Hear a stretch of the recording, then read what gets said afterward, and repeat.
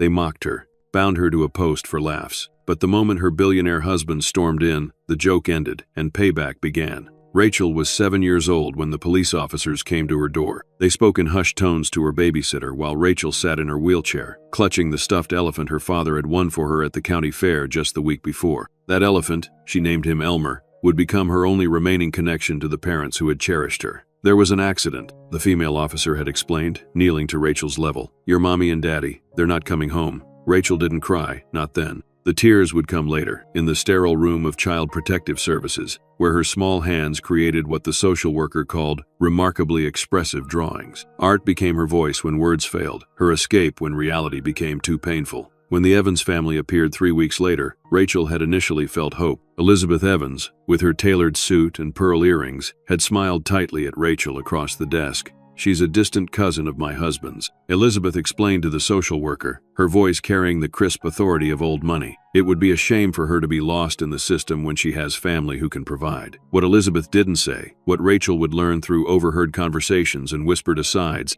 was that adopting a child with a disability made for excellent press coverage for the Evans Family Foundation. Rachel was not a child to them but a prop, a demonstration of charitable goodwill that could be displayed at functions and then tucked away. The Evans mansion on Hillcrest Drive became Rachel's new home, though home was never the right word for it. Her bedroom was on the first floor, separated from the family's rooms upstairs, ostensibly for her convenience, but effectively isolating her from family life. The mansion had an elevator, but it was rarely operational when Rachel needed it. We don't want you to strain yourself, dear, Elizabeth would say whenever Rachel expressed interest in family activities. Why don't you stay here and draw? You seem to enjoy that. And so Rachel drew. She drew the family that had taken her in but never truly seen her. She drew the parents she'd lost, keeping their faces alive in her memory. She drew the bustling world outside the mansion windows, a world that seemed forever just beyond her reach. At school, the isolation continued. The Evans name ensured Rachel attended the most prestigious private academy in the city, but Elizabeth made it clear to the headmaster that Rachel's condition required special accommodation. This accommodation often meant exclusion from field trips, sports events, and social gatherings. "It's for your own good," became the refrain that Rachel grew to despise. By 16, Rachel had developed a quiet defiance. Her art teacher, Ms. Winters, was the first adult since her parents' death to recognize her talent as more than a nice hobby. "This isn't just good, Rachel," Ms. Winters had said, examining Rachel's landscape painting. "This is exceptional. You have a gift for capturing emotion through color and light." Ms. Winters became Rachel's champion, submitting her work to student competitions without the Evans' knowledge. When Rachel won first place in a statewide contest, the trophy arrived at the Evans home in a large package. "What's this?" Harold Evans, her adoptive father, had asked at dinner, examining the unopened box with suspicion. "It's probably just art supplies I ordered," Rachel had answered, her heart pounding. She'd learned long ago that achievements that drew attention to her were not celebrated in this household. That night, alone in her room, Rachel had removed the trophy from its box, tracing the golden figure with her fingertips. She'd hidden it beneath her bed, along with her growing collection of awards and recognition, her secret evidence that she was more than the Evans family believed her to be. As Rachel entered early adulthood, she found ways to escape the mansion's stifling atmosphere. She'd taken to visiting the public library, where the kind librarian, Mrs. Chen, never treated her wheelchair as an inconvenience. It was Mrs. Chen who told her about the special arts program at the community college. "They offer scholarships," Mrs. Prossen Chen had mentioned casually one day. "The deadline is next Friday." Rachel applied in secret, using Mrs. Chen's address for correspondence. When the acceptance letter arrived, along with a full scholarship offer, Rachel made her first major stand against the Evans family control. "I'm enrolling in art classes at the community college," she announced at breakfast one morning. "Classes start next week." Elizabeth's coffee cup froze midway to her lips. "Don't be ridiculous, Rachel. You know we've arranged for you to take online courses from home. It's much more suitable for your situation." "My situation doesn't prevent me from attending college like anyone else," Rachel had replied, her voice calm but firm. "I've already accepted the scholarship." Harold lowered his newspaper, his expression a mix of annoyance and surprise. "How do you propose to get there? Who will assist you?" "I've researched the accessible transit routes, and I don't need assistance. I'm perfectly capable of navigating campus." The argument that followed was cold and cutting, but Rachel held her ground. For the first time, the Evans family realized that their quiet, compliant ward had developed a will of her own. They reluctantly conceded, though Elizabeth made her displeasure known through 1,000 small cuts, forgotten lunches, accidentally double-booked accessible transportation, constant phone calls under the guise of checking in. At college, Rachel blossomed. Her professors recognized her exceptional talent, and fellow students saw beyond her wheelchair to the artist within. She specialized in large-scale murals that required both technical skill and physical endurance, a deliberate choice that challenged perceptions about her capabilities. By 25, Rachel had established herself as an up-and-coming artist in local circles. She rented a small studio apartment near campus, returning to the Evans mansion only for obligatory holiday gatherings and the annual family reunion, events where her absence would have generated gossip in their social circle. It was at a gallery exhibition featuring her work that Rachel first encountered Marcus Lee. She had created a series called Invisible Bodies, featuring people with various disabilities depicted in vibrant colors against backgrounds where architectural barriers faded into shadow. Marcus had stood before her largest piece, a wheelchair user ascending a staircase transformed into a flowing river, for nearly 20 minutes. "You've captured it perfectly," he said when Rachel approached, unaware she was the artist. "The way the world is designed to make certain bodies disappear." Rachel, unused to having her artistic intentions so precisely understood, had tilted her head. "You sound like you speak from experience." Marcus smiled, a warm, genuine expression that reached his eyes. "Not personally, no. But I grew up in Westside Housing Project. My mother cleaned office buildings at night, and I'd go with her because we couldn't afford childcare. I spent my childhood being instructed to make myself invisible while the important people conducted business." There was something about his straightforward manner that put Rachel at ease. He wore a simple button-down shirt and jeans that looked expensive but not ostentatious. Nothing about him screamed wealth or power. "I'm Rachel," she said, offering her hand. "And that's my painting you've been analyzing." His eyes widened slightly. "I'm Marcus, and I'd like to purchase it, if it's for sale." Their conversation had flowed effortlessly that evening, continuing over coffee at the small cafe next door. Marcus spoke about his tech company that developed accessibility software, explaining how his childhood experiences had shaped his commitment to creating inclusive technology. "Most designers never consider users whose needs differ from their own," he explained passionately. "We're changing that paradigm, designing from the margins inward rather than from the center out." Rachel found herself sharing stories she rarely told anyone, about her parents' death, her life with the Evans family, her determination to create art that challenged perceptions of disability. "They mean well," she said of the Evans family, though she knew this wasn't entirely true. "They just can't see beyond the wheelchair." Marcus's eyes had held hers steadily. "Their failure to see your value doesn't diminish it, Rachel. It only reveals their limitations." That first meeting extended into dinner, then into weekly coffee dates that evolved into something deeper. Marcus, Rachel discovered, had built his tech company from a dorm room startup into a billion-dollar enterprise, though he lived far more modestly than his wealth would suggest. "Money is just a tool," he told her as they strolled through the botanical gardens on their third date, Rachel's wheelchair gliding smoothly along the accessible paths. "What matters is what you build with it."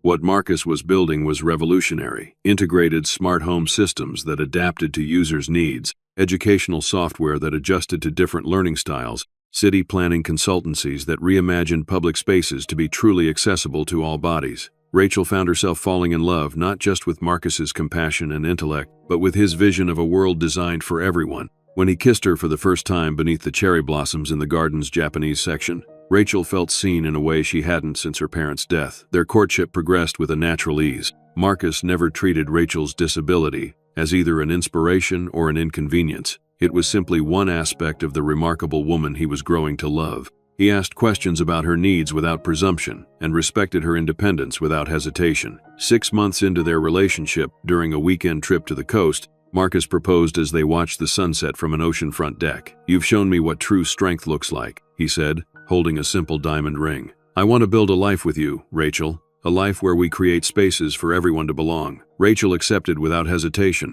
But as they discussed wedding plans, she made one unusual request. "I don't want the Evans family there." Marcus raised an eyebrow but didn't immediately object. "They've never truly been family to me," Rachel explained. "Our wedding day should be filled with people who love us authentically. And," she hesitated, "I don't want them to know about you, about your success or wealth." "May I ask why?" Marcus inquired gently. Rachel sighed. "For 20 years, they've treated me as a burden, pitied me, dismissed my art as a nice hobby. If they suddenly discover I'm marrying a successful tech entrepreneur, they'll change their behavior, not because they've recognized their mistake, but because they'll see me as valuable only through my connection to you." Marcus considered this, then nodded. "Our relationship is ours to share or keep private as we choose, but eventually, they'll find out." "Eventually," Rachel agreed, "but not yet. They married in a small, joyful ceremony attended by Rachel's friends from art school, Marcus's mother and sister, and a handful of colleagues who had become like family to them both. The event was held at an accessible botanical garden,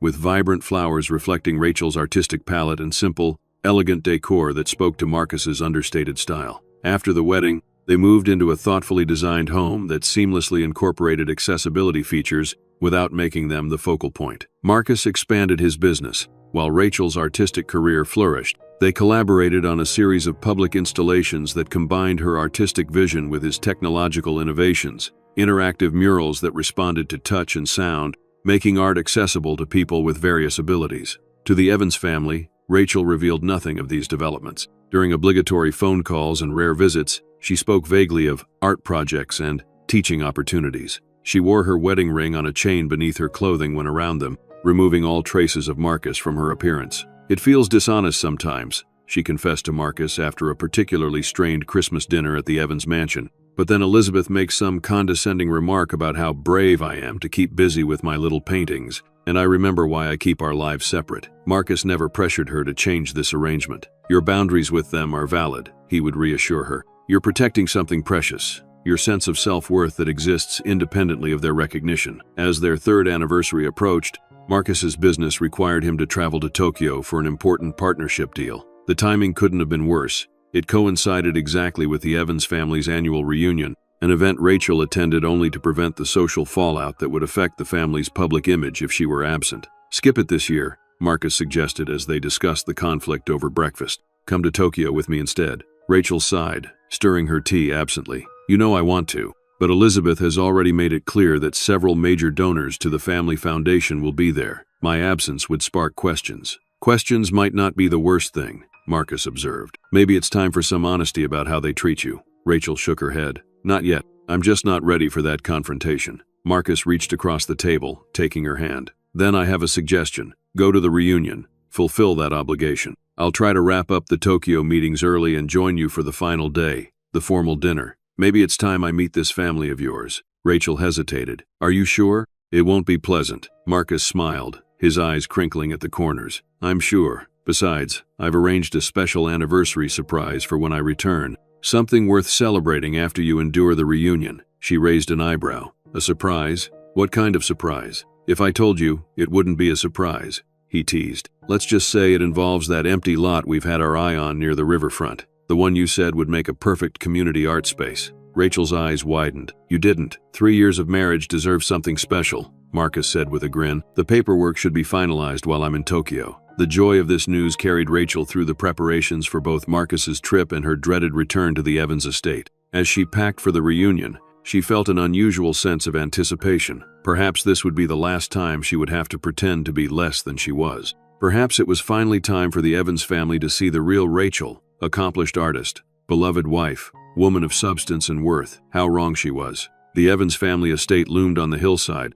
its manicured gardens and Greek revival columns presenting a perfect picture of old-money elegance. Rachel's taxi pulled up to the circular driveway where luxury vehicles were already parked in neat rows. Taking a deep breath, she paid the driver and transferred to her wheelchair with practiced ease. "Would you like help with your bags, ma'am?" the driver asked. "No, thank you. I've got it," Rachel replied, securing her weekend case to the back of her chair. She had long ago learned to pack efficiently, bringing only what she could manage independently. The front steps of the mansion featured no ramp, of course. Rachel made her way around to the side entrance, the service door near the kitchen that had a shallow enough threshold for her to navigate. It was the same path she had taken for 20 years, the architectural equivalent of being asked to use the back door. Inside, the house bustled with activity. Catering staff hurried through the kitchen, preparing for the weekend's elaborate meals. One of the newer kitchen workers, a young woman arranging fruit platters, gave Rachel a confused look. "The service entrance is staff only," she began, then stopped when she noticed Rachel's wheelchair.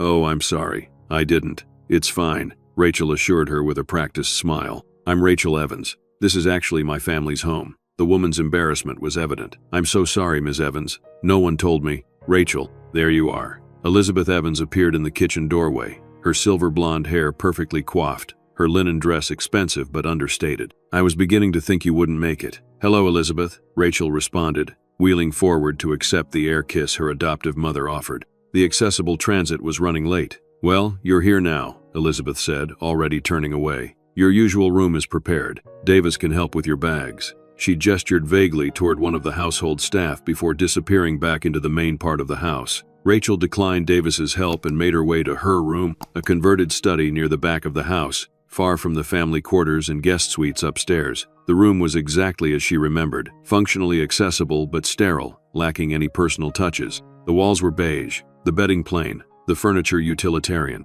Unlike the rest of the house with its antiques and family heirlooms, this space contained nothing of value or sentiment. After unpacking her few belongings, Rachel took a moment to center herself. From her bag, she removed a small framed photo of herself and Marcus on their wedding day, placing it on the nightstand. She wouldn't leave it out. She'd return it to her bag before anyone could see it. But for now, it reminded her of the life she'd built beyond these walls. 3 days, she whispered to herself. Just get through 3 days. The reunion officially began with afternoon tea in the garden. Rachel made her way outside, navigating the pebbled path with difficulty. The garden had been designed for aesthetic beauty with no consideration for accessibility, another reminder that this space had never been intended to accommodate her. Relatives were already gathered in clusters beneath white canopies. Cousins who had grown up alongside Rachel, aunts and uncles who had attended the same holiday gatherings for years, and various spouses and children filled the space with chatter and laughter. "Look who's here," called Aunt Patricia, Elizabeth's sister, her voice carrying an artificial cheerfulness. "It's our Rachel." Heads turned, and Rachel felt the familiar sensation of being observed rather than welcomed. There was a subtle shift in the atmosphere, a momentary hush followed by slightly too enthusiastic greetings. "Rachel, darling, it's been ages. How are you managing, dear? Still doing your art projects?" Each question carried the weight of unspoken judgment, the barely concealed pity that Rachel had endured throughout her life with the Evans family. She answered politely, deflecting personal inquiries with vague responses, a skill she had perfected over the years. Her cousin Brooke approached, champagne flute in hand. Brooke had been the closest thing to a friend Rachel had in the family during childhood, but that relationship had soured in adolescence when Brooke began to see Rachel as a social liability. "Rachel, you look well," Brooke said, her gaze traveling over Rachel's simple but elegant blouse and trousers. "I'm surprised you're still coming to these gatherings. You always seem to hate them." "Family obligation," Rachel replied with a small smile. "You know how it is." Brooke laughed, the sound brittle. "Of course, though I would have thought you'd have your own life by now. Any special someone? Career developments?" The questions were designed to highlight what Brooke assumed were Rachel's deficiencies, her presumed loneliness, her imagined lack of accomplishment. Rachel could have answered truthfully. She could have mentioned her successful gallery exhibitions, her commissioned murals in public buildings, her marriage to a brilliant and loving man. Instead, she shrugged slightly. "I keep busy. My art keeps me fulfilled." Brooke's smile didn't reach her eyes. "How nice for you. Well, I should mingle. Bradley just made partner at his law firm, and everyone's eager to hear about it." As Brooke moved away, Rachel caught Elizabeth watching the interaction from across the lawn, her expression unreadable. Throughout the afternoon, Rachel observed the family dynamics with the detached interest of an anthropologist. The status competitions, the subtle boasting, the careful maintenance of the Evans family image. It all seemed so transparent now, so hollow compared to the authentic life she shared with Marcus.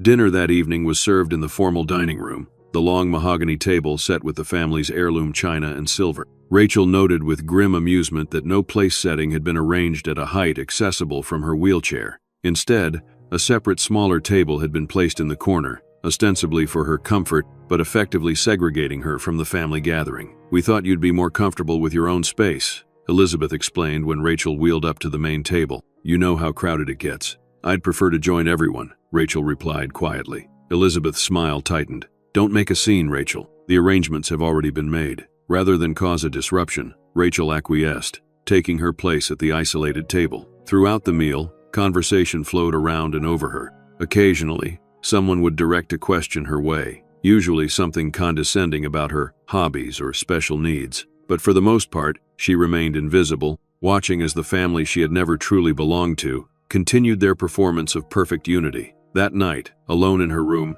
Rachel texted Marcus. "One day down, miss you." His reply came moments later. "Tokyo meeting's going well. Should wrap up early as planned. Miss you more. Love you." Those words sustained her as she fell asleep in the impersonal room that had never felt like home. The second day of the reunion brought a schedule of family activities, a golf tournament, a luncheon, a tour of the new wing of the art museum that the Evans Foundation had helped fund. Rachel was explicitly invited only to the luncheon, with the other events deemed too difficult given your condition. During the luncheon, Rachel found herself seated between elderly great Aunt Mildred, who was hard of hearing and spoke little, and a second cousin's husband who seemed uncomfortable in her presence, uncertain how to interact with someone in a wheelchair. So, he attempted after several minutes of awkward silence. "What do you do all day? I mean, with your situation?" "I'm an artist," Rachel replied. "I create large-scale murals and installations." "Oh, like painting? That must be good therapy for you." Rachel took a slow breath. "It's not therapy,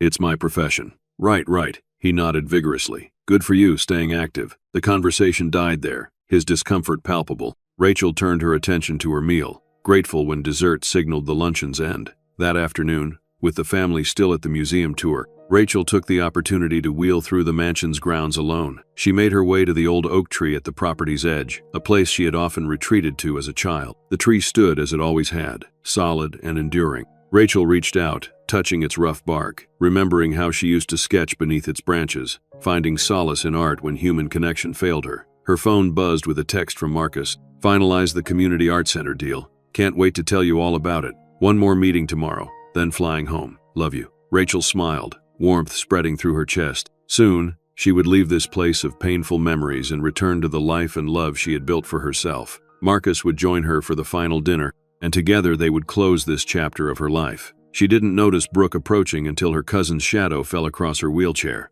"Hiding out here again?" Brooke asked. "Some things never change." Rachel looked up, meeting her cousin's gaze. "Just enjoying some quiet. Must be nice to skip all the obligations," Brooke remarked, her tone sharp. "While the rest of us toured that dreadfully boring museum wing, you got to relax." "I wasn't invited to the tour," Rachel pointed out. Brooke waved a dismissive hand. "Details. You always did get special treatment." The irony of this statement, equating exclusion with privilege, was so absurd that Rachel nearly laughed. Instead, she wheeled back slightly, preparing to return to the house. "The masquerade dinner is tomorrow night," Brooke continued, blocking Rachel's path. "Mother says you're actually staying for it this year. Usually you find some excuse to leave early." "I'll be there," Rachel confirmed. Something in Brooke's smile made Rachel uneasy. "Excellent. It's going to be quite an event. We have a special tradition planned." Before Rachel could ask what she meant, Brooke was already walking away, her laughter floating back on the breeze. That evening, the family gathered for an informal barbecue on the terrace.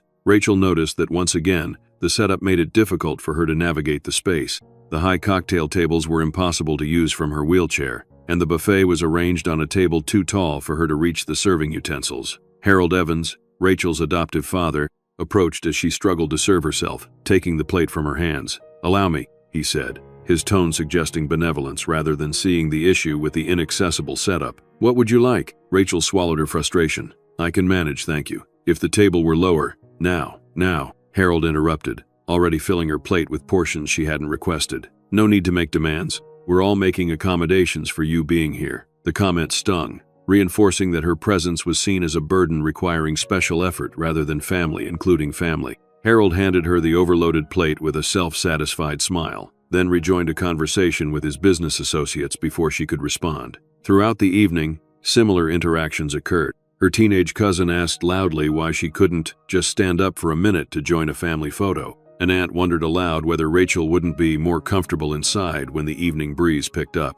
Each comment, each thoughtless question, each pitying look chipped away at Rachel's resolve. By the time she returned to her room that night, a heaviness had settled in her chest. She video-called Marcus, needing to see his face, to be reminded of the life waiting beyond this weekend. "You look tired," he observed, his concerned face filling her phone screen. "Are they being difficult?" "No more than usual," Rachel sighed. "Just the typical thoughtlessness, nothing I haven't dealt with before." "One more day," Marcus reminded her. "I've rescheduled my flight. I'll be there for the masquerade dinner tomorrow evening." "You don't have to rush," Rachel said, though secretly she longed for his supportive presence. "I want to," Marcus said firmly. "It's time I met this family of yours. Besides, I have news about our anniversary surprise." They talked for nearly an hour, Marcus sharing details about Tokyo, Rachel carefully steering the conversation away from the reunion's difficulties. By the time they said goodnight, Rachel felt centered again, reminded that the Evans family's perception of her was not her reality. The final day of the reunion dawned bright and clear.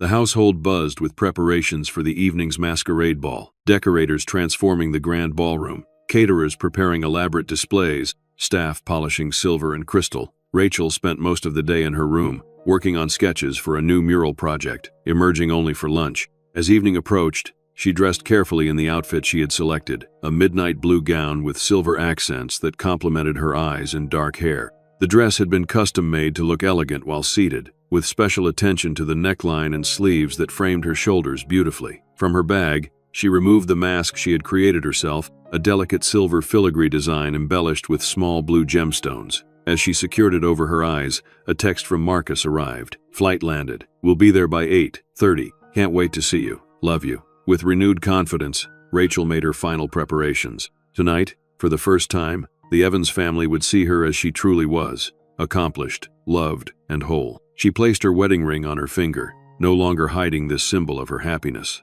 At 7 o'clock, Rachel entered the ballroom. The space had been transformed into a scene from a fairy tale. Crystal chandeliers casting a warm glow over tables draped in midnight blue and silver, matching the theme of celestial night. Guests in elegant attire wore masks of varying complexity, creating an atmosphere of mystery and enchantment. As Rachel wheeled into the room, she noticed the momentary pause in conversation, the subtle shift of attention. Her dress caught the light as she moved, the silver threads woven through the fabric sparkling with each motion. For once, the looks directed her way held something other than pity, perhaps surprise, perhaps even admiration. Elizabeth approached, wearing an elaborate peacock-inspired mask that covered the upper half of her face. Rachel, you look appropriate. The hesitation before the final word made it clear that beautiful had nearly escaped before being replaced with something more neutral. Thank you, Elizabeth, Rachel replied calmly. The decorations are lovely. Yes, well, Brooke supervised everything. She has such a flair for these events. Elizabeth's gaze dropped to Rachel's hand, where her wedding ring caught the light. What's that? I don't recall giving you any family jewelry. Rachel smiled. You didn't. It's mine. Before Elizabeth could inquire further, she was called away by the event planner with a question about the seating arrangement. Rachel made her way through the room, accepting a glass of champagne from a passing waiter. She checked her watch. Just over an hour until Marcus would arrive. Dinner was served at elegant round tables throughout the ballroom. Rachel found herself placed at a table with distant cousins and their spouses, people she barely knew and who showed little interest in engaging her in conversation. She ate quietly, watching the room, imagining Marcus's arrival and the ripple of surprise it would create. After the meal, the orchestra began playing, and couples moved to the dance floor. Rachel positioned her wheelchair near one of the tall windows, observing the dancing with a sense of detachment. Her phone buzzed with a text from Marcus. Traffic delay. Should be there by 9:15. Save me a dance. Rachel smiled at his humor. They had their own way of dancing that involved Marcus sitting in a regular chair,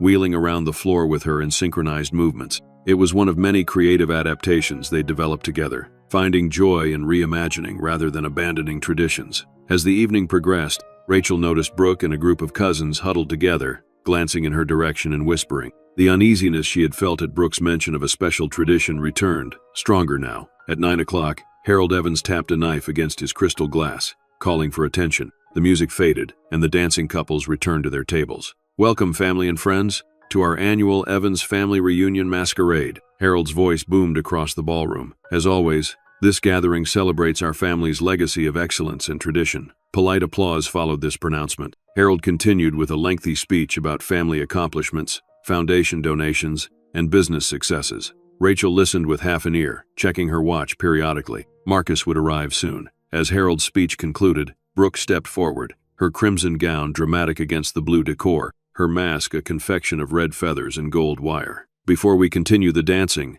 Brooke announced, we have a special family tradition to honor. A murmur of interest rippled through the crowd. Rachel frowned. There was no special tradition at the masquerade. This was something new. The Evans family has always valued good fortune, Brooke continued, her voice carrying a note of theatrical excitement. And this year, we've decided to revive an old custom for ensuring prosperity in the coming year. Rachel felt a chill run down her spine as Brooke's gaze landed on her, a smile spreading across her cousin's face. In many ancient cultures, Brooke explained to the attentive crowd, communities would symbolically bind their troubles to a post or tree, transferring any ill fortune away from the family. Tonight, we've selected our own fortune bearer to help ensure the Evans family's continued success. With a flourish, Brooke gestured toward Rachel. As our family's most unique member, Rachel will serve as our fortune bearer. Confused applause broke out as staff members wheeled in a decorative marble column, about 5 feet tall, positioned near the center of the room. Rachel's confusion turned to dawning horror as she realized what was happening. Brooke, she said quietly as her cousin approached. What are you doing? Just having a bit of fun, Brooke replied, her voice too low for others to hear. "Don't make a scene, Rachel. It's just a silly tradition." "There is no such tradition," Rachel hissed. "You're making this up." Brooke's smile turned cold beneath her feathered mask. "Everyone's watching, Rachel. Don't embarrass yourself more than necessary." Two male cousins approached, carrying lengths of blue and silver ribbon. The crowd watched with interest, many guests clearly uncomfortable but unwilling to object to what had been presented as a family custom. "I'm not participating in this," Rachel stated firmly, beginning to wheel backward. "It's just symbolic," Brooke insisted, her voice carrying now. "For luck, don't be difficult, Rachel. For once, you can contribute something positive to this family." Rachel felt trapped. Making a scene would only confirm the family's perception of her as troublesome and ungrateful. Yet allowing this tradition would be submitting to deliberate humiliation. Before she could decide, Harold stepped forward. "Come now, Rachel. It's all in good fun. The ribbons aren't tight, just a symbolic binding to the post. You'll be the center of attention for once." The underlying cruelty of the statement, suggesting that any attention, even mockery, should be welcomed, was clear to Rachel. She looked around the room, seeking anyone who might object to this spectacle. Most guests averted their eyes, uncomfortable but unwilling to intervene. "Fine," Rachel finally said, her voice steady despite the anger and hurt churning inside her. "If this is what passes for family tradition, let's get it over with." With dignity, she wheeled herself to the decorative post. The male cousins approached with the ribbons, awkwardly wrapping them around both Rachel and her wheelchair, binding her to the column. They were careful not to restrict her too tightly, but the symbolism was unmistakable. She was being put on display, tied like an offering. "There," Brooke declared once the ribbons were secured. "Now we can all enjoy good fortune in the coming year." Uncomfortable applause scattered through the room. Rachel sat immobile, her face composed despite the humiliation burning through her. The orchestra began playing again, and gradually, guests returned to dancing and conversation, though many cast uncertain glances toward Rachel. Smartphones appeared as family members took photos of the tradition, some posing beside Rachel with champagne glasses raised in mock toasts. Each flash felt like another small wound. Elizabeth approached briefly. "It will just be for 20 minutes or so," she murmured. "Try to be a good sport, Rachel." "Would you ask anyone else in the family to endure this?" Rachel asked quietly. Elizabeth's lips thinned. "No one else in this family has received the special considerations you have all these years. A little good-natured participation isn't too much to ask in return." As Elizabeth walked away, Rachel closed her eyes briefly. 20 minutes. She could endure 20 minutes of this indignity. Then Marcus would arrive, and together they would leave this place, not just for tonight but perhaps forever. The minutes crawled by. Rachel maintained her composure, refusing to show the hurt and anger that threatened to overwhelm her. She observed the party continuing around her, the dancing, the laughter, the performance of family unity that had always excluded her. 20 minutes passed, then 30. No one came to untie the ribbons. "Excuse me," Rachel called to a passing server. "Could you please ask someone to release me now?" The young man looked uncomfortable. "I'll see what I can do, ma'am." He disappeared into the crowd, but no help arrived. Rachel spotted Brooke across the room, laughing with a group of friends, occasionally gesturing in Rachel's direction. This wasn't forgetfulness. This was deliberate extended humiliation. Rachel considered freeing herself, but the ribbons had been tied in complex patterns that would be difficult to undo without assistance, especially in her position. She would only draw more attention to herself by struggling ineffectively. 45 minutes had passed since the tradition began. Rachel's dignity was being tested with each passing moment. Just as she was about to call out more forcefully for assistance, a subtle change swept through the ballroom. The music, which had been playing a lively waltz, faltered as the musicians noticed something the guests had not yet perceived. A distant sound, the rhythmic thump of helicopter blades, grew steadily louder. Conversations paused. Dancers stopped mid-step. Heads turned toward the large windows that overlooked the estate's expansive grounds. And there, illuminated by the mansion's exterior lights, a sleek black helicopter was descending onto the lawn. The helicopter's landing lights swept across the ballroom windows, casting dramatic shadows through the space. The distinctive sound of the rotors slowing filled the sudden silence that had fallen over the party. "Who on earth?" Harold Evans's voice carried across the ballroom. "Did anyone authorize a helicopter landing?" No one answered. All eyes were fixed on the windows as the aircraft settled gracefully onto the manicured lawn. Even from a distance, it was clearly no ordinary helicopter. Its sleek design and custom paint job suggested significant wealth and status. Rachel felt her heart quicken. She knew that helicopter. She had flown in it many times, seated beside Marcus as they traveled to remote locations for art installations or business meetings. A small smile played at her lips beneath her silver mask. The guests crowded toward the windows, champagne glasses forgotten in hand. masks slightly askew as they craned for a better view. Through the parting crowd, Rachel could see the helicopter door open and a tall figure emerge. Marcus Lee stepped onto the lawn, impeccably dressed in a tailored black suit. Even without a mask, he looked like he belonged at the masquerade, his natural elegance and commanding presence drawing all eyes to him. He spoke briefly to the pilot, then turned toward the mansion with purposeful strides. "Security," Harold called, his voice pitched higher than usual. "Someone find out who this intruder is." But the household staff seemed frozen, uncertain how to respond to this unexpected arrival. Within moments, the sound of voices in the foyer indicated that Marcus had already entered the building. The ballroom doors swung open. Marcus Lee stood framed in the doorway, his dark eyes scanning the room with cool assessment. He carried no mask, his handsome face fully visible as he took in the scene before him, the masked guests, the elaborate decorations, and finally, Rachel tied to the decorative column. A flash of something dangerous crossed his features when he saw her bound to the post, but it was quickly replaced by perfect composure. Without speaking, he crossed the ballroom floor with measured steps. The crowd parted instinctively before him, sensing the barely contained power in his deliberate movements. No one spoke as he approached Rachel, though whispers began rippling through the room. "Isn't that, it can't be, Marcus Lee, the tech billionaire?" Marcus stopped directly in front of Rachel, his eyes softening as they met hers. "I'm sorry I'm late," he said simply, his voice carrying in the hushed room. "You're right on time," Rachel replied, her smile genuine now. With meticulous care, Marcus began untying the ribbons binding Rachel to the post. His fingers worked efficiently, respectfully, never rushing but making quick work of the elaborate knots. As the last ribbon fell away, he knelt beside her wheelchair, taking her hand in his. "Are you all right?" he asked quietly. "I am now," she answered. He rose to his full height, turning to face the stunned crowd, his hand remaining on Rachel's shoulder, a gesture of both protection and partnership. "Good evening," he addressed the room with calm authority. "I apologize for the dramatic entrance. I'm Marcus Lee, Rachel's husband." The word husband triggered an audible gasp from several guests. Elizabeth Evans stepped forward, her peacock mask now clutched in her hand, her expression a mixture of confusion and calculation. "Husband?" she repeated. "Rachel isn't married." Marcus raised an eyebrow. "We celebrated our 3rd anniversary last month." His statement hung in the air, highlighting how little this family knew about Rachel's actual life. Brooke pushed through the crowd, her red feathered mask askew. "You can't be Marcus Lee," she challenged, though her voice held a note of uncertainty. "The Marcus Lee, founder of Accessible Innovations?" "The same," Marcus confirmed with a slight nod. "And you are?" "Brooke Evans," she answered automatically, momentarily forgetting her hostility in the presence of his celebrity. "Rachel's cousin." "Ah," Marcus said, his gaze cooling. "The architect of tonight's tradition?" Brooke flushed beneath her mask. "It was just a bit of fun, a family custom." "Is it your family's custom to publicly humiliate and restrain a guest of honor?" Marcus's question was delivered with such polite interest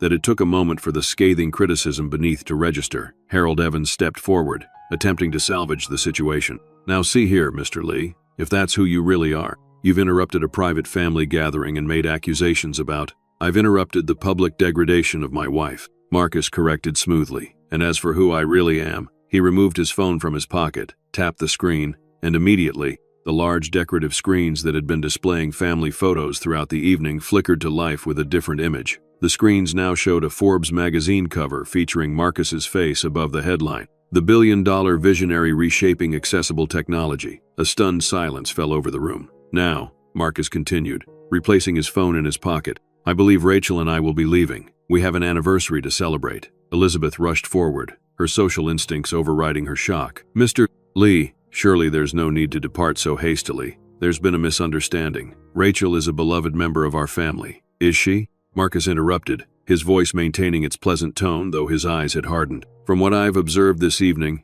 and from what Rachel has shared about her 20 years in your household, beloved is not the word I would choose." Harold puffed up indignantly. "Now see here, young man, we took Rachel in when no one else would. We've provided for her, educated her, included her in our family events." "Included her?" Marcus raised an eyebrow, glancing meaningfully at the ribbons now scattered on the floor. "Is that what you call this spectacle?" "It was a harmless tradition," Brooke insisted, though her voice had lost its earlier confidence. "Let me be clear," Marcus said, addressing the entire room now. "What I witnessed upon my arrival was not a tradition. It was deliberate humiliation, and I suspect it's merely the latest in a long pattern of such behavior." Rachel placed her hand on Marcus's arm. "It's all right," she said quietly. "Let's just go." Marcus covered her hand with his own but continued addressing the Evans family. Rachel has shown remarkable grace in how she speaks of you all. Despite years of condescension, exclusion, and emotional neglect, she has never spoken of you with hatred. That grace speaks to her character, not yours.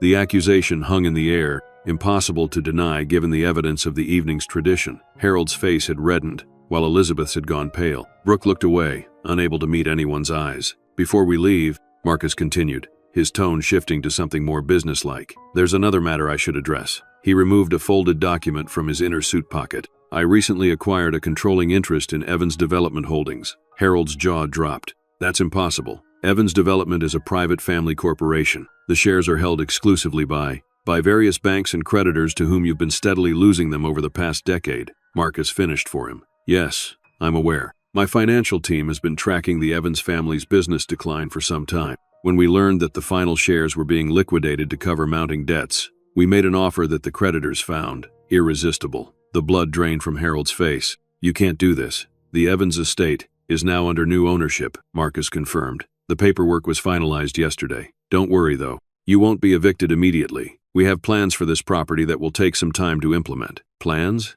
Elizabeth echoed faintly. What sort of plans? Marcus smiled, turning to Rachel. Would you like to tell them, or shall I? Rachel straightened in her wheelchair, finding her voice. The Evans estate will be converted into the Evans Inclusive Arts Center, a fully accessible community space dedicated to artists with disabilities. The mansion will house galleries, studios, and classrooms designed to be truly accessible to all bodies. The shocked silence that followed was broken only by a strangled sound from Harold. You're turning our home into a charity center? Brooke finally managed. Not charity, Rachel corrected firmly. A professional arts organization that will provide education, exhibition space, and career development for artists who have been systematically excluded from traditional institutions. And it will be dedicated to the memory of Jonathan and Marie Wells, my parents. For the first time in 20 years, Rachel spoke her biological parents' names in the Evans household. The simple act felt liberating, as if their spirits had finally been invited into this space that had never acknowledged them.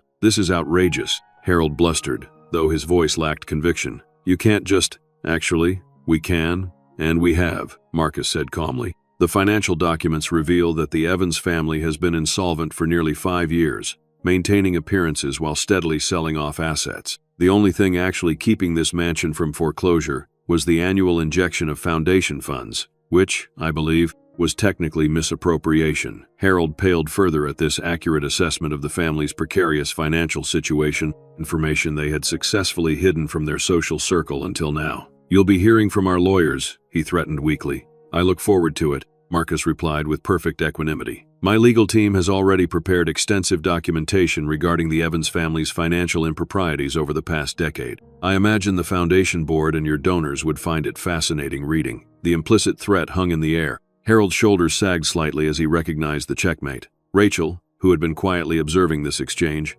now spoke up. We didn't come here tonight for retribution, though it might seem that way. We came because I wanted to finally bridge two parts of my life that I've kept separate for too long. She wheeled forward slightly, addressing the family directly. For 20 years, I've lived in two worlds. In one, I was the pitied relation, the burden, the afterthought. In the other, I was a respected artist, a cherished wife, a woman of accomplishment and worth. I wanted to believe those worlds could somehow reconcile, that you might finally see me as I truly am. Her gaze swept across the faces of the Evans family. Elizabeth's tight-lipped calculation, Harold's defeated anger, Brooke's humiliated avoidance. What happened tonight has made it clear that reconciliation isn't possible, Rachel continued, her voice steady. You chose to see the wheelchair rather than the person. You chose mockery over respect, and in doing so, you've revealed far more about yourselves than about me. A heavy silence followed her words. For once, no one in the Evans family had a ready response. Marcus placed his hand gently on Rachel's shoulder. Our helicopter is waiting, he said softly. Rachel nodded, then addressed the room one final time. The Evans Inclusive Arts Center will open in approximately 1 year. You'll all receive invitations to the grand opening. I hope by then, some of you might have reflected on what true family means. She turned her wheelchair away from the crowd, toward the ballroom doors. Marcus walked beside her, matching her pace exactly, neither ahead nor behind, equals moving in perfect harmony. As they reached the doors, Elizabeth rushed forward. Rachel, wait, she called, her voice tinged with desperation. You can't just leave like this. We're your family. Rachel paused, turning back to face her adoptive mother. "No, Elizabeth. You were my guardians, my caretakers, but never my family. Family sees you, values you, loves you as you are. I found that elsewhere." With those words, Rachel and Marcus exited the ballroom, leaving behind a stunned silence and a room full of masked faces suddenly stripped of their pretenses. Outside, the night air felt fresh and liberating after the stuffy atmosphere of the ballroom. The helicopter waited on the lawn, its presence as dramatic and unexpected as the revelations that had just unfolded inside. As they approached the aircraft, Rachel looked up at Marcus. "That was quite an entrance." He smiled, a touch of mischief in his eyes. "I considered something more subtle, but when I saw you tied to that post," his expression darkened momentarily. Subtlety no longer seemed appropriate. Rachel reached for his hand. "Thank you for coming when you did." "I'll always come for you," he said simply. "But I'm sorry you had to endure that tradition at all." The pilot helped secure Rachel's wheelchair in the specially designed compartment of the helicopter, then assisted her transfer to the passenger seat. As Marcus settled beside her, she removed her silver mask, feeling as though she was shedding more than just an accessory. "Where to?" Marcus asked as the pilot prepared for takeoff. Rachel smiled. "You mentioned an anniversary surprise. Something about the riverfront property?" Marcus's eyes lit up. "I thought you might want to see it tonight. The architectural team sent over the preliminary designs yesterday.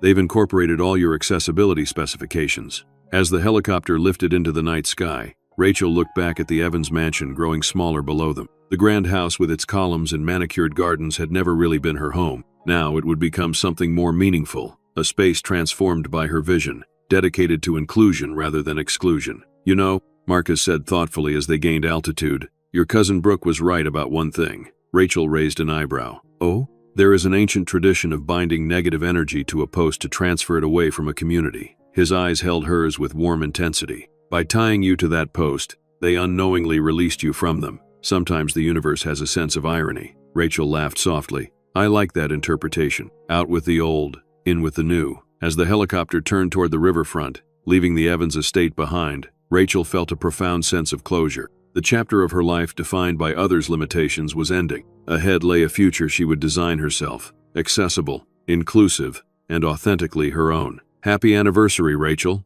Marcus said, taking her hand. "Happy new beginning," she replied, squeezing his fingers as the city lights spread out beneath them like stars fallen to earth, full of possibility. The riverfront property looked different at night than it had in the daylight hours when Rachel had first spotted its potential. Floodlights had been set up around the perimeter, illuminating the 5-acre lot that stretched from the water's edge to the main road. The abandoned warehouse that had occupied the space for decades had already been demolished, leaving a clean slate for their vision. Marcus helped Rachel transfer to her wheelchair as the helicopter settled on the temporary landing pad at the edge of the property. Despite the lateness of the hour, a small group waited for them. The architectural team Marcus had assembled for the project. "I hope you don't mind a working anniversary celebration," Marcus said as they approached the waiting group. "They're excited to show you the models." Rachel smiled. "After tonight, seeing our future plans is exactly what I need." The lead architect, Sophia Wang, greeted them warmly. "We've set up in the trailer office," she explained, leading the way along a smoothly paved temporary path.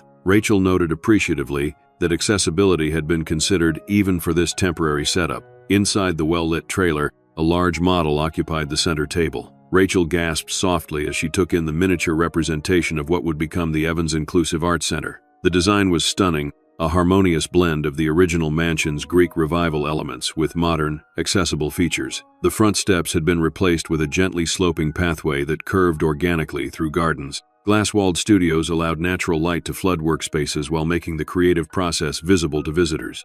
The ballroom where Rachel had been humiliated was transformed into a gallery with adjustable lighting and flexible display options. "This is incredible," Rachel breathed, wheeling around the table to view the model from all angles. "You've incorporated everything we discussed, and a few additional features," Sophia said, pointing to various elements. "Here, the sensory garden with plants selected for fragrance and texture. This section will have tactile floor indicators for visitors with visual impairments. And we've designed the classrooms with adjustable tables and equipment that can be used from any height." Rachel felt tears welling in her eyes. "It's everything I imagined, but better." Marcus stood beside her, his hand resting lightly on her shoulder. "There's one more element we added today." He nodded to Sophia, who revealed a small covered section of the model. When she removed the cover, Rachel saw a bronze sculpture in the center courtyard, a miniature representation of two figures. Looking closer, she recognized the forms, a woman in a wheelchair and a standing man, reaching toward each other. their fingers touching in a gesture reminiscent of Michelangelo's creation of Adam. The Wells Lee Memorial, Sophia explained, dedicated to your parents, but also symbolizing the connection between all human beings, regardless of ability. Rachel couldn't speak, overcome with emotion. Marcus knelt beside her wheelchair. Is it too much? He asked softly. We can change it if... It's perfect, Rachel managed, taking his hand. Absolutely perfect. The remainder of the night was spent in detailed discussion of the center's features, the accessibility considerations, the educational programs Rachel envisioned, the residence halls for visiting artists. It was after midnight when they finally thanked the architectural team and returned to the helicopter. Some anniversary celebration, Marcus remarked as they lifted off. Architectural meetings and family confrontations. Rachel laughed, the sound lighter than it had been in days. Actually, it was exactly what I needed. Seeing the future we're building helps put the past in perspective. As they flew home, Rachel nestled against Marcus's shoulder, exhaustion finally catching up with her. I should feel upset about what happened tonight, she murmured. But mostly I feel free. Sometimes, Marcus said thoughtfully, the worst moment becomes the turning point, like a catharsis. Rachel nodded against his shoulder. I've spent 20 years trying to earn the Evans family's respect, trying to make them see me. Tonight I realized I don't need their validation. I never did. When they arrived home, Marcus carried Rachel from the helicopter to their bedroom, despite her insistence that she could transfer to her wheelchair. Indulge me, he said with a smile. It's our anniversary. Later, as they lay together in the quiet darkness of their room, Rachel found herself thinking about legacy, what we leave behind, what we carry forward. I want to adopt, she said suddenly, the thought crystallizing in her mind. Marcus propped himself up on one elbow, looking at her in the dim light. A child? Rachel nodded. A child with disabilities, someone who needs a family that will see them, value them, love them exactly as they are. Marcus's eyes softened. I think that's a wonderful idea. Really? Really, he confirmed, taking her hand. We have so much to give, not just materially, but emotionally. And who better to raise a child with physical challenges than someone who understands that experience firsthand? They fell asleep making plans, not just for the art center, but for their growing family, for the legacy they would build together. The following weeks brought a flurry of activity. The Evans family, true to form, attempted to contest the sale of their ancestral home through legal channels, but Marcus's legal team had anticipated every challenge. The financial records revealed a pattern of mismanagement and impropriety that the Evans family could not afford to have made public. Within a month, they quietly withdrew their objections. Rachel channeled her energy into both the art center plans and the adoption process. She and Marcus worked with an agency specializing in placing children with special needs, beginning the lengthy journey toward parenthood. 3 months after the masquerade ball incident, Rachel received an unexpected visitor at her studio. Her assistant announced that Ms. Brooke Evans was asking to see her. Rachel hesitated, then nodded. Send her in. Brooke entered tentatively, a far cry from the confident, cruel woman of the reunion. She carried a small gift bag and looked uncharacteristically subdued. Thank you for seeing me, she began, hovering uncertainly near the door. Have a seat, Rachel offered, gesturing to the chair opposite her desk. Brooke sat, placing the gift bag on the edge of the desk. I've been trying to work up the courage to call you since that night. Rachel said nothing, waiting. I brought this, Brooke continued, pushing the gift bag forward. It's not much, but Rachel opened the bag and removed a small framed photograph. It showed 2 young girls, one standing, one in a child-sized wheelchair, both smiling at the camera, their arms around each other. Rachel recognized herself and Brooke at perhaps 7 and 9 years old, shortly after she had come to live with the Evans family. I found it when we were packing up the house, Brooke explained. I'd forgotten that we were actually friends once. Rachel studied the photograph, remembering. You used to sneak into my room with cookies after your mother told you not to bother me. Brooke nodded, tears gathering in her eyes. I don't know when or why I changed. When I started seeing you differently. I do, Rachel said quietly. It was the summer you turned 12. Elizabeth told you that your friendship with me might make other girls hesitant to befriend you. She suggested you'd be more popular if you distanced yourself. Brooke's shock was evident. How did you? I overheard her. I was coming to show you a drawing I'd made for your birthday. Silence fell between them, heavy with the weight of childhood wounds and adult realizations. I'm not here to ask forgiveness, Brooke finally said. What I did at the reunion was cruel and inexcusable. And it wasn't just that night. It was years of treating you as less than. I have no right to expect your forgiveness. Then why are you here? Rachel asked, her tone neutral. Brooke took a deep breath, to acknowledge the harm I've done, to say I'm sorry for my part in it, and, she hesitated, to ask if there might be any way I could help with the art center. Not as family, not as a friend, but as someone trying to make amends through actions. not just words. Rachel studied her cousin thoughtfully. The apology seemed genuine, free from the Evans family's usual calculations and manipulations. "The center will need volunteers," she said finally. "People to assist with classes, to help make the space welcoming to all visitors. It's not glamorous work." "I don't expect glamour," Brooke replied. "I just want to do something meaningful, to learn how to see people, really see them." Rachel nodded slowly. "Come to the volunteer orientation next month. We'll start there." It wasn't forgiveness, exactly. It was an opportunity for Brooke to grow, for Rachel to practice the inclusion she preached, for wounds to begin healing through constructive action rather than hollow words. As the months passed, other family members made similar overtures, some sincere, others transparently self-serving. Rachel welcomed the genuine attempts at amends while gently but firmly rebuffing those who sought only to associate themselves with what was becoming a prestigious project. The Evans Inclusive Arts Center was generating significant positive press as construction progressed. Rachel's vision of a truly accessible creative space was resonating with artists, educators, and community leaders nationwide. Several major foundations had contributed additional funding, impressed by the comprehensive approach to inclusion. Meanwhile, Rachel and Marcus's adoption journey progressed. 6 months after beginning the process, they received a call about a 9-year-old girl named Lily. Born with spina bifida, she had been in foster care since age 4 when her birth parents, overwhelmed by medical challenges, had surrendered their parental rights. The first meeting with Lily was tentative but promising. The child was understandably reserved, having experienced multiple placement failures. But when Rachel showed her sketches from a children's book she was illustrating, Lily's face lit up. "You can draw really good," she said, examining the drawings with serious attention. "I like to draw too, but not as good as you. I could teach you some techniques," Rachel offered. Lily looked up, her expression cautiously hopeful. "If I came to live with you guys, would I have my own art supplies?" "Absolutely," Marcus answered. "Your own art supplies, your own books, your own space to create. And my wheelchair wouldn't be a problem?" Lily asked directly. "The last family said it made things too complicated." Rachel reached out slowly, offering her hand to Lily. "In our home, wheelchairs are never a problem. They're just how some of us move through the world." Lily took Rachel's hand, a small smile forming. "Can I think about it?" "Of course," Rachel assured her.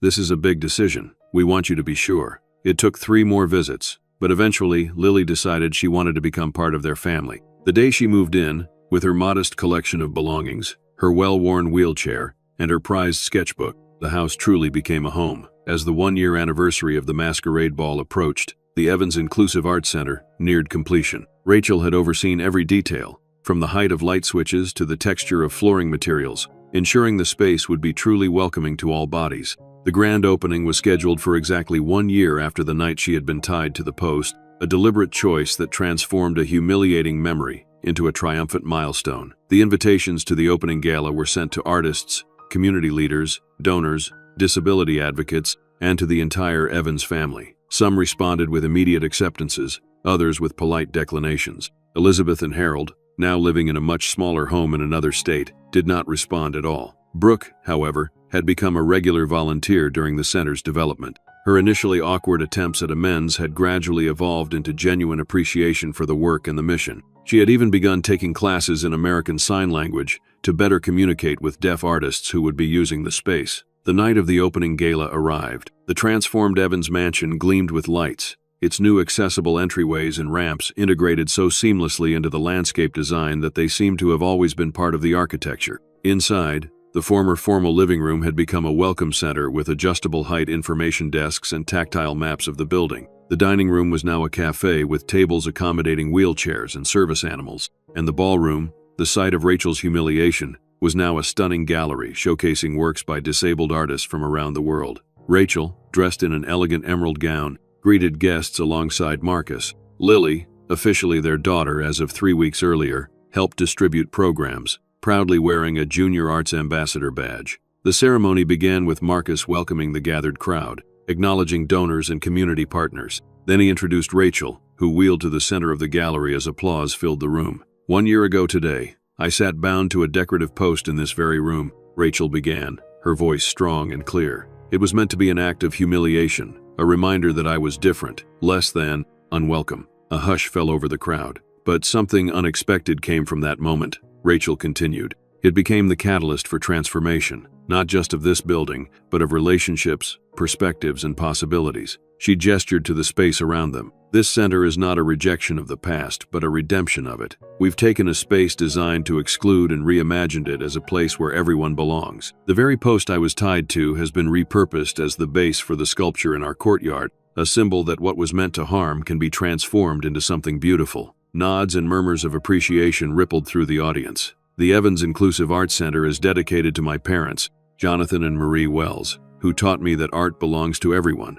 but it also honors every person who has ever felt excluded, overlooked, or unwelcome. This is your space now. These are your walls to fill with color and light and truth. Rachel paused, her gaze finding Lily in the crowd. And most importantly, this center exists for the next generation, for young artists like my daughter, who deserve a world that sees their gifts rather than their limitations. The crowd erupted in applause. As it subsided, Rachel noticed Elizabeth and Harold Evans standing at the back of the gallery. They had come, after all, though they remained distant, observer rather than participants. After the formal speeches, as guests explored the center, Rachel found herself face to face with Elizabeth in a quiet corner of the gallery. "This is impressive," Elizabeth said stiffly. "You've done well for yourself." "Thank you," Rachel replied simply. An uncomfortable silence stretched between them. Finally, Elizabeth spoke again. "I don't expect you to understand, but we did what we thought was best for you." Rachel considered this. "Perhaps you did, but your best involved making me invisible, Elizabeth.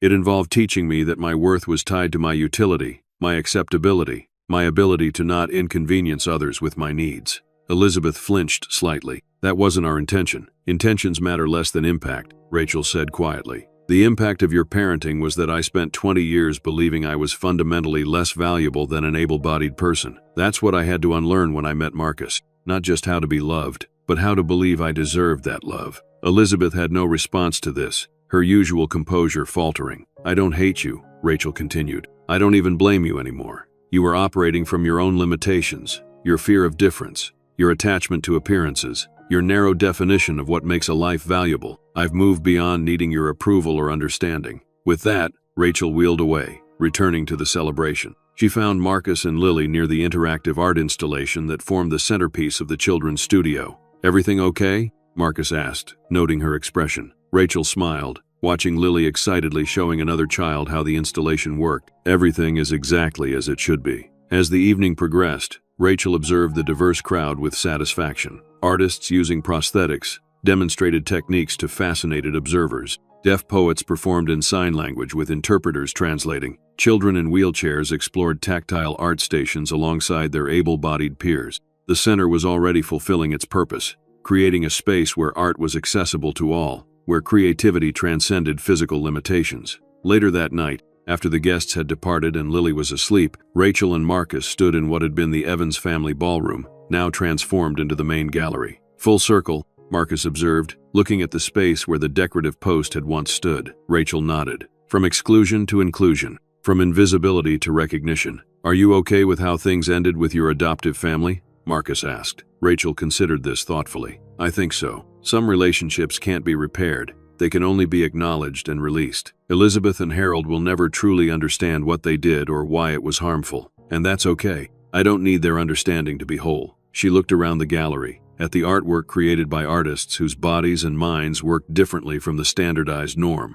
Each piece told a story of perspective, of resilience, of seeing the world through a unique lens. "What matters is this," she said, gesturing to the space around them, "creating something meaningful from the experience, building a legacy that might prevent other children from feeling as I did." Marcus wrapped his arm around her shoulders. "You've transformed pain into purpose. That's not just healing, it's alchemy." The next morning, Rachel led her first official class in the center's main studio. Students of various ages and abilities gathered around tables designed to accommodate wheelchairs, standing frames, and adaptive equipment. Brooke assisted, helping distribute materials and supporting students who needed extra hands. Lily sat proudly in the front row, her sketchbook open and ready. "Welcome to our first workshop," Rachel began, surveying the eager faces before her. "Today we'll be exploring self-portraiture, not just how we appear physically, but how we experience ourselves in the world." She wheeled to each table, making personal connections with students, noting their unique approaches to the materials. When everyone was settled, she returned to the front of the room. "Before we begin drawing, I want to share something with you,"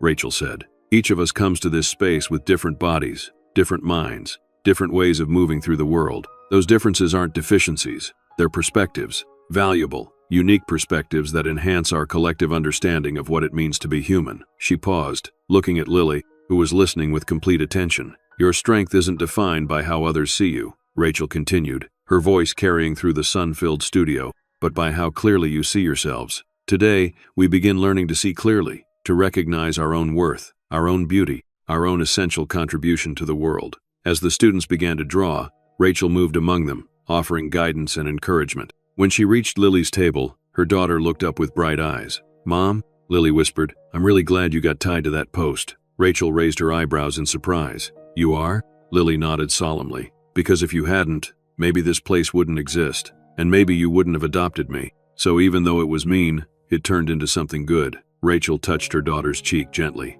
"That's a very wise observation, Lily. Sometimes life works exactly that way. The most painful moments can lead to the most beautiful transformations." Outside the studio windows, sunlight streamed across the courtyard where the new sculpture stood, the figures reaching toward each other, connecting across difference, their bronze surfaces catching the light like a beacon of possibility. If you enjoyed this narrative of resilience and redemption, you might appreciate our other stories of transformation and justice. The link to our full collection appears at the end of this video. Each tale offers a unique perspective on overcoming adversity and finding strength in unexpected places. 1 year after opening, the Evans Inclusive Arts Center welcomed its 1,000th student. The waiting list for classes grew longer each month, and satellite programs began developing in neighboring communities. Lily, now 10, had begun creating her own comic book series featuring superheroes who used wheelchairs, prosthetics, and other adaptive equipment. "Heroes come in all bodies," she explained to visitors touring the center. Rachel and Marcus continued expanding their vision, developing accessible arts programming for communities throughout the country. Rachel's murals adorned public buildings in major cities, each one celebrating human diversity and resilience. The decorative post that once symbolized Rachel's humiliation had been completely transformed, now the base of a sculpture representing connection across difference, a reminder that what binds us can become what lifts us. In the end, Rachel's greatest legacy wasn't the art center, impressive as it was. Her legacy lived in the changed perspectives of those who passed through its doors, in children who grew up seeing disability as simply another way of being human, in artists who found their voice when other spaces had silenced them, and yes, even in family members who slowly learned to see beyond their own limitations. Because ultimately, the most beautiful transformations happen not in buildings but in hearts, where exclusion gives way to belonging, invisibility to recognition, and pain to purpose. Thank you for joining us for this journey of dignity and resilience. Until next time.